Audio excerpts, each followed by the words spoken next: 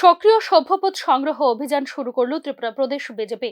মুখ্যমন্ত্রীর হাত ধরেই শুরু হলো রাজ্য বিজেপির সক্রিয় সভ্যপদ গ্রহণ অভিযান। আগামী 31 অক্টোবর পর্যন্ত চলবে এই সক্রিয় সভ্যপদ সংগ্রহ অভিযান। প্রথম দফায় রাজ্যে 3 সেপ্টেম্বর থেকে সদস্য সংগ্রহ অভিযান শুরু হলো ত্রিপুরা প্রদেশ বিজেপি এবং তা চলে 25 সেপ্টেম্বর পর্যন্ত।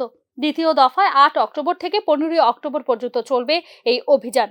গত 15 অক্টোবর দ্বিতীয় দফায় সদস্যতা অভিযান শেষ হয়ে গেলেও নির্ধারিত সময় পর্যন্ত রাজ্যে বিজেপির মোট কত সদস্য হয়েছে তা প্রকাশ করেনি শাসক দল বিজেপি।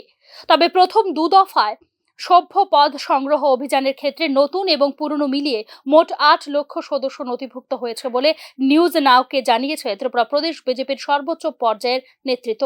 2024 চলতি বছরের সভ্যপদ সংগ্রহ অভিযানের মোট 12 লক্ষ সদস্য সংগ্রহের লক্ষ্যমাত্রা ধার্য করেছিল ত্রিপুরা প্রদেশ বিজেপি।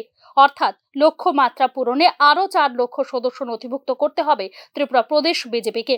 এই অবস্থায় লক্ষ্য পূরণ করতে সক্রিয় সভ্যপদ সংগ্রহ অভিযানের মাধ্যমে সদস্য সংগ্রহের সময়সীমা আরও 16 দিন বাড়িয়ে 31 অক্টোবর পর্যন্ত করার সিদ্ধান্ত নিয়েছে ত্রিপুরা প্রদেশ বিজেপি।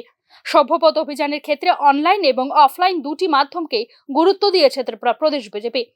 ত্রিপুরা প্রদেশ বিজেপির সভ্যপদ সংগ্রহ অভিযানকে সফল করে তোলার জন্য রয়েছে বিজেপির সর্বভারতীয় সাধারণ সম্পাদক দুষ্যন্ত কুমার গৌতম থেকে শুরু করে প্রাক্তন সর্বভারতীয় সহসভাপতি দিলীপ ঘোষ, আসাম ত্রিপুরা সংগঠন মন্ত্রী রবীন্দ্র রাজু, মুখ্যমন্ত্রী ডক্টর মানিক সাহা, বিজেপির প্রদেশ সভাপতি রাজীব ভট্টাচার্য সহ দলীয় মন্ত্রী, বিধায়ক, প্রদেশ নেতৃত্ব এবং বিভিন্ন মোর্চার প্রদেশ সভাপতিরা।